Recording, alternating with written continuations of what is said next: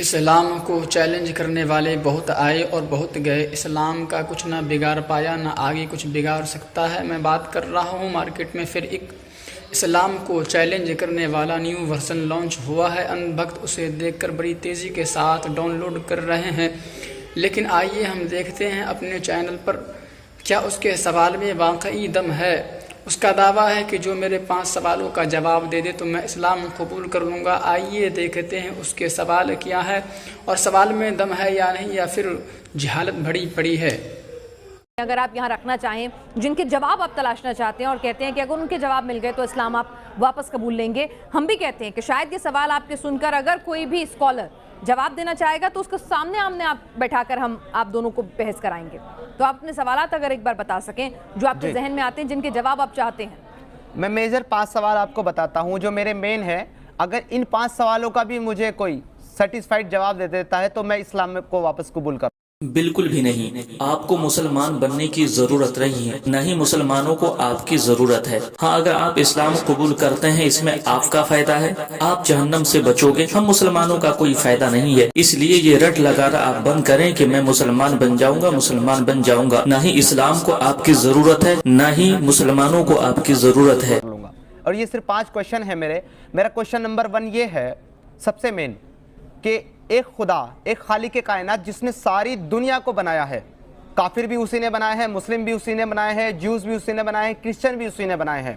وہ اپنی کتاب کے اندر یہ کہتا ہے کہ سورہ یونس سورہ نمبر 10 آیا نمبر 99، وہ کہتا ہے کہ اگر اللہ چاہے تو ساری دنیا کو ایمان میں داخل کر دے، تو کیا آپ اب بھی انہیں مجبور کریں گے کہ وہ ضرور ایمان لے آئے؟ تو یہاں پہ کلیئر بتا رہا ہے کہ اللہ نہیں چاہتا کہ ساری دنیا ایمان میں داخل ہو جائے، اگر وہ ایسا چاہتا تو ساری دنیا ایمان لے آتی۔ پھر اگلی آیت یعنی کہ 100 میں کہتا ہے کہ اور کسی کے لیے بھی یہ ممکن ہی نہیں ہے، پاسبل ہی نہیں ہے کہ وہ ایمان لے آئے بنا میری مرضی کے۔ اور ہم لوگوں کے دلوں کے اوپر جو ہے ملامت ڈال دیتے ہیں، یعنی گندگی ڈال دیتے ہیں۔ تو یہاں پہ خدا جو اتنی طاقت رکھتا ہے کہ ساری دنیا کو ایک امت بنا دے، یعنی کہ سب کو مسلمان بنا دے، وہ نہیں بناتا تو وہ پھر کس طریقے سے اپنی مسلم قوم کو یہ حکم دے گا کہ تم لوگوں کے ساتھ جنگ کرو جب تک وہ اسلام قبول نہ کر لیں؟ یہ اپنے آپ میں کنٹرڈکشن نہیں لگتا آپ کو؟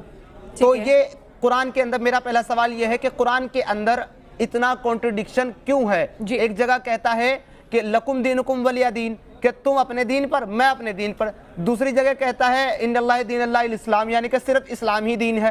تو اب کہا جائے گا جو اپنے دین پر ہے اس کا بھی دین اسلام، جو میرے دین پر ہے اس کا بھی دین اسلام، تو دونوں کا آنا وہی ہے۔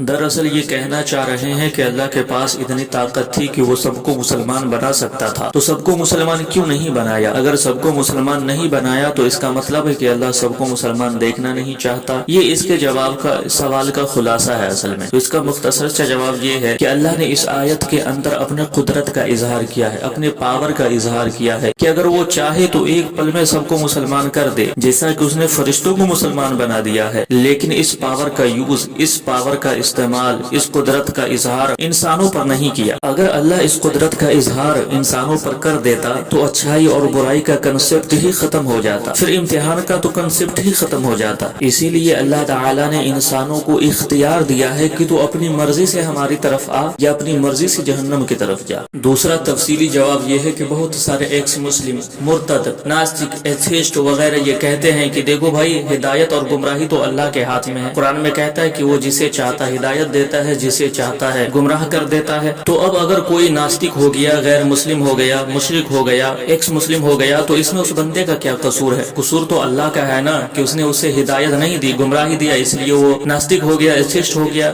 غیر مسلم ہو گیا۔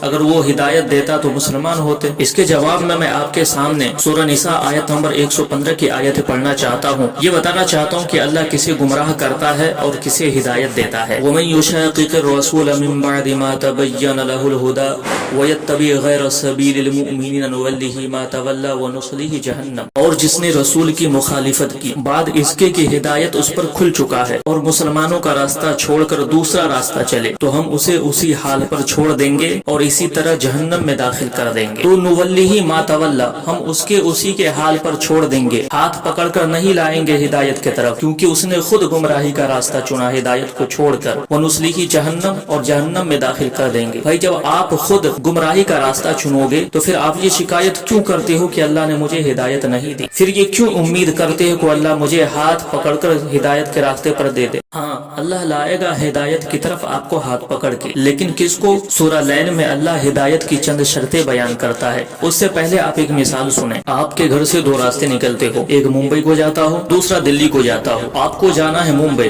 और आपने दिल्ली का रास्ता पकड़ लिया। बावजूद इसके कि आपने गलत रास्ता पकड़ा, तमाम सहूलतें जो मुंबई के रास्ते पर मिलेगी वो आपको दिल्ली के रास्ते पर भी मिलेगी। आपकी गाड़ी दौड़ेगी भी क्योंकि सड़क बनी हुई है, पेट्रोल पंप भी आएगा, भूख लगी है तो रास्ते में रेस्टोरेंट भी आएंगे, हर चीज की सहूलतें मिलेगी, लेकिन आपको मंजिल नहीं मिलेगी। अब कुरान की आयत सुने। आता वत्तका वसद्दक़ बिल हुस्न, जो अल्लाह की राह में खर्च करे। खर्च करने का मतलब ये नहीं कि सिर्फ मस्जिद में खर्च करे या मदरसे में खर्च करे, बल्कि जो खिदमत खल्क करे। कोई गरीब है तो उसे मदद करे, कोई भूखा है तो उसे खाना खिलाए, उसके लिए कहा गया है। जो इंसान की खिदमत करे, वसद्दक़ बिल हुस्ना, और जो सच्ची बात है उसको कबूल करने का जिगर हो उसके पास, तो उसके लिए हिदायत का रास्ता आसान कर देंगे। ये है हिदायत पाने का कंसेप्ट। अगर कोई इस शर्त पर उतरता है तो अल्लाह उसे हाथ पकड़ कर जन्नत के रास्ते पर डाल देगा। लेकिन अल्लाह आगे इरशाद फरमाता है, वो अम्मा मन बखिल वस्तगना, जो कंजूसी करे खिदमत खल्क करने में, वो कज़्ज़ब बिल हुस्ना, और हिदायत की बात पहुंच गई उसके बावजूद उसको झुठलाता है, फसनुयस्सिरुहु लिल उसरा, तो उसके लिए भी हम रास्ता आसान कर देंगे। तो आप जो रास्ता चुने उस रास्ते में अल्लाह आसानी पैदा करे। अब ये आपके ऊपर है कि आप हिदायत का रास्ता चुने या गुमराही का रास्ता चुने। तो अगर आप मुंबई के बजाय दिल्ली के रास्ते पर चल पड़े तो अल्लाह दिल्ली वाले रास्ते को ब्लॉक नहीं करेगा, बल्कि उसे भी आसान कर देगा। सूरह मोहम्मद के आयत नंबर 17 में अल्लाह इरशाद फरमाता है, वल्लज़ीना इहतदौ ज़ादहुम हुदा, कि जो हिदायत चाहता है उसे हिदायत देते हैं। आप चाहते हैं कि हमने जॉब के लिए कुछ अप्लाई किया ही नहीं और गवर्नमेंट आकर मुझे नौकरी दे दे और सैलरी भी देने लगे, ऐसा बिल्कुल भी नहीं हो सकता। अगर आपको जॉब लेनी है तो पहले आप अप्लाई करें, एग्जाम दें, उस काबिल बनाएं अपने आप को, फिर आपको जॉब ना मिले तो कहना। इसी तरह अगर आपको अल्लाह की तरफ से हिदायत चाहिए तो पहले आपको उस लायक बनाना पड़ेगा। हिदायत के लिए आपको जो शर्तें बयान की गई उस पर चलना पड़ेगा। सच को कबूल करने का जज्बा आपके दिल में उतारना पड़ेगा। फिर इसके बाद अगर आपको हिदायत न मिले तो फिर बताना।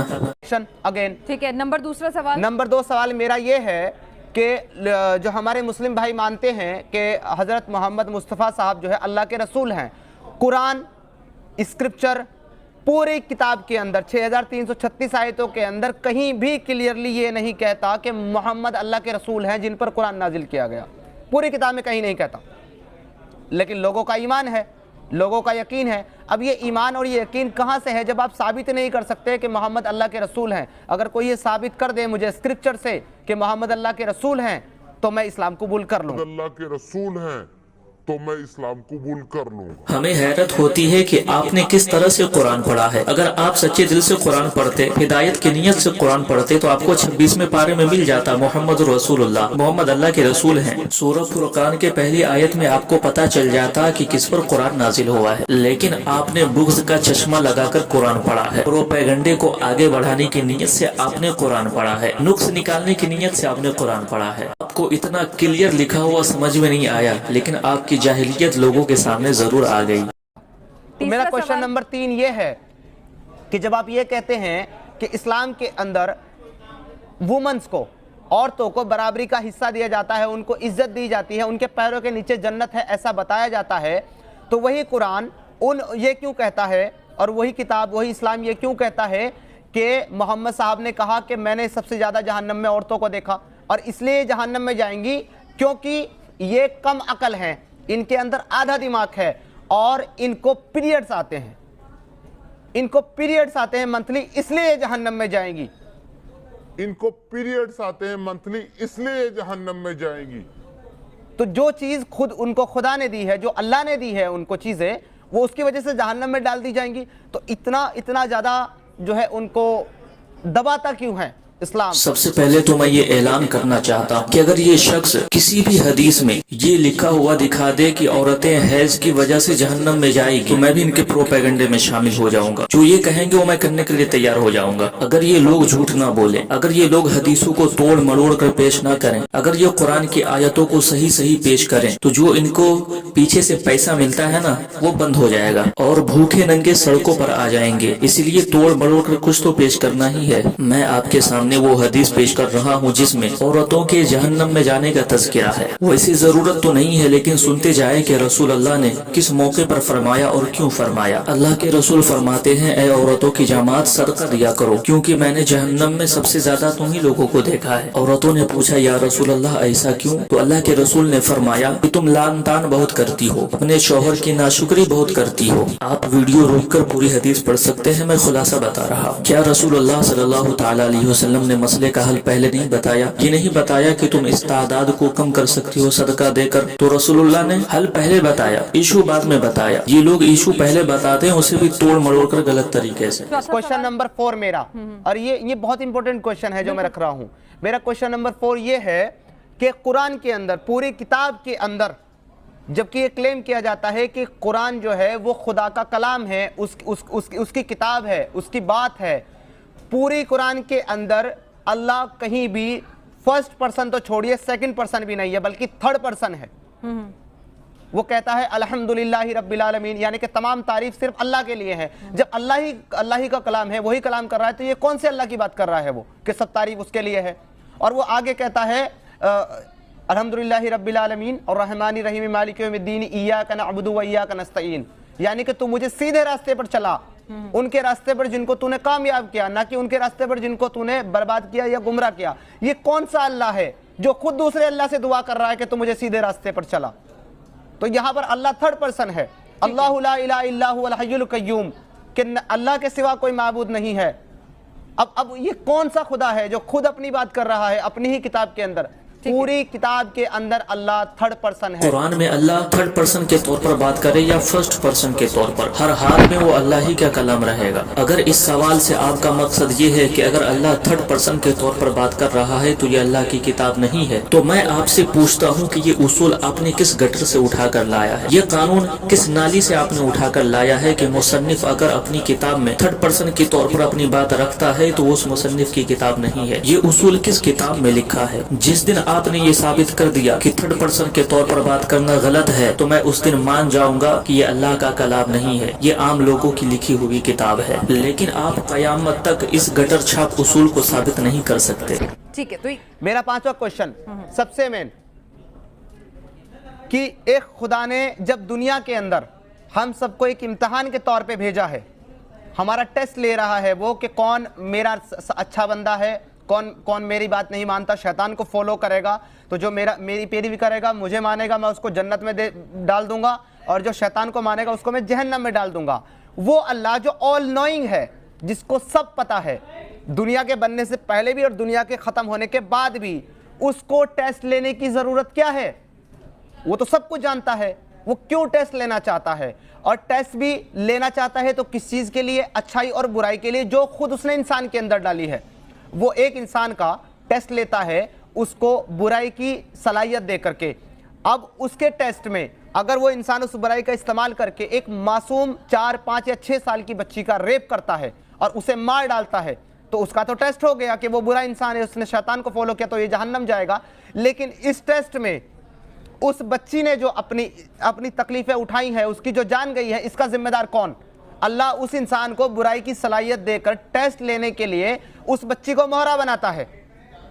یہ میرا سوال ہے کہ جب خدا آل نوئنگ ہے، سب کچھ جانتا ہے، تو اس کو ٹیسٹ لینے کی ضرورت کیا ہے؟ میں نے پوری زندگی میں اس سے بڑا بے وقوف، جاہل اور کم عقل انسان کہیں دیکھا ہی نہیں۔ آپ خود اندازہ لگائیں کہ جب ایک انسان اپنے ہاتھ میں ڈنڈا لے کر کتے کو مارتا ہے تو کتا کسے کاٹتا ہے؟ جس کے ہاتھ میں ڈنڈا ہوتا ہے اسے، یا پھر اسے جس نے اس ڈنڈے کو بنایا ہے؟ مطلب صاف ہے کہ ایک کتے کو بھی اتنا دماغ ہے کہ جس نے ڈنڈا بنایا اس کی غلطی نہیں ہے، جس نے مجھے ڈنڈے سے مارا اس کی غلطی ہے۔ کیا ایک مرتد کا دماغ کتے سے بھی گیا گزرا ہے؟ اسے اتنی سی بات سمجھ میں نہیں آتی؟ اگر ایک انسان برائی میں آ کر کسی کا ریپ کرتا ہے تو برائی بنانے والے کی غلطی نہیں ہے، غلطی اس کی ہے جس نے اس برائی کو اختیار کیا۔ بندوق بنانے والا مجرم نہیں ہوتا، بلکہ بندوق کا غلط استعمال کرنے والا مجرم ٹھہرتا ہے۔ بندوق سے کسی کی جان بھی بچائی جا سکتی ہے۔ چاقو بنانے والا مجرم نہیں ہوتا، بلکہ اس چاقو کا غلط استعمال کرنے والا مجرم ٹھہرتا ہے۔ اس کا دوسرا اعتراض یہ ہے کہ اللہ علیم ہے، سب کچھ جانے والا ہے، تو پھر امتحان کی کیا ضرورت تھی، ٹیسٹ کی کیا ضرورت تھی؟